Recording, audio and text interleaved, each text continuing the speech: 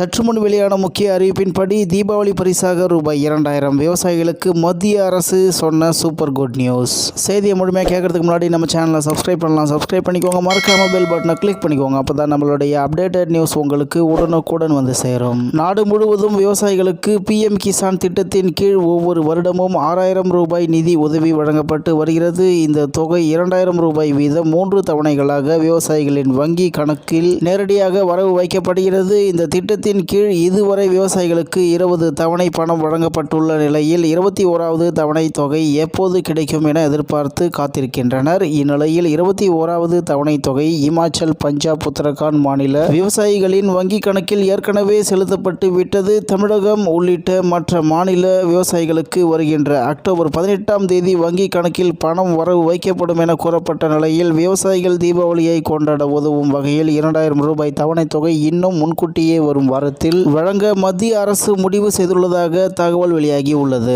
மேலும் இந்தியாவில் உள்ள விவசாயிகள் பயனடையும் வகையில் வேளாண் விளை பொருட்களுக்கான குறைந்தபட்ச ஆதரவு விலையை மத்திய அரசு நிர்ணயித்துள்ளது. அனைத்து பருவகால சூழலிலும் அயராது பாடுபட்டு வரும் விவசாயிகள் நிச்சயமற்ற வானிலை மற்றும் சந்தை சூழல்கள் காரணமாக இழப்பை சந்தித்து வருகின்றனர். பருவம் தவறி பெய்யும் மழை, வறட்சி, வெள்ளப்பெருக்கு போன்ற இயற்கை பேரிடர்கள் பல நாட்களாக வேளாண்மை பணியில் கடும் பணியாற்றியுள்ள விவசாயிகளுக்கு இழப்பை ஏற்படுத்துகிறது. பயிர்களை அறுவடை செய்த போதும் நிச்சயமற்ற சந்தை விலைகள் காரணமாக வேளாண் விளைபொருட்களுக்கு உரிய விலை கிடைப்பதில் சிக்கல் ஏற்படுகிறது. இதன் காரணமாக உற்பத்தி செலவை காட்டிலும் குறைந்த விலையில் வேளாண் விளைபொருட்களை விற்பனை செய்ய வேண்டிய கட்டாயம் ஏற்படுகிறது. இது போன்ற இடர்பாடுகளை குறைக்கும் வகையில் வேளாண் உற்பத்தி பயிர்களுக்கு குறைந்தபட்ச ஆதரவு விலையை மத்திய அரசு நிர்ணயித்து அதன்படி விவசாயிகளிடமிருந்து கொள்முதல் செய்கிறது.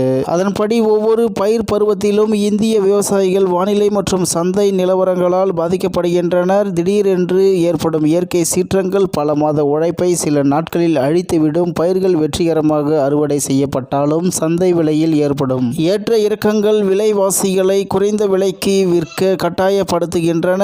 இது அவர்களின் உற்பத்தி செலவை விட மிக குறைவாக இருக்கும். சிறு மற்றும் குறு விவசாயிகள் விவசாயத்தை மட்டுமே நம்பி வாழ்பவர்களுக்கு இந்த ஆபத்துகள் கடன் சுமையை அதிகரிக்கவும், வருமான இழப்புக்கு வழிவகுக்கவும், விவசாயத்தை கைவிடவும் நேரிடும். இந்த சூழ்நிலையில் குறைந்தபட்ச ஆதரவு விலை ஒரு உயிர் நாடியாக செயல்படுகிறது என்று மத்திய அரசு தெரிவித்துள்ளது என்று தகவல் வெளியாகி உள்ளது என்பது குறிப்பிடத்தக்கது. இத்துடன் இன்றைய முக்கிய செய்தி நிறைவு பெறுகிறது. மேலும் இதுபோன்ற செய்திகளை உடனுக்குடன் தெரிந்து கொள்ள RK நியூஸ் தமிழ்நாடு சேனல் உடன் இணைந்திருங்கள். நன்றி, வணக்கம்.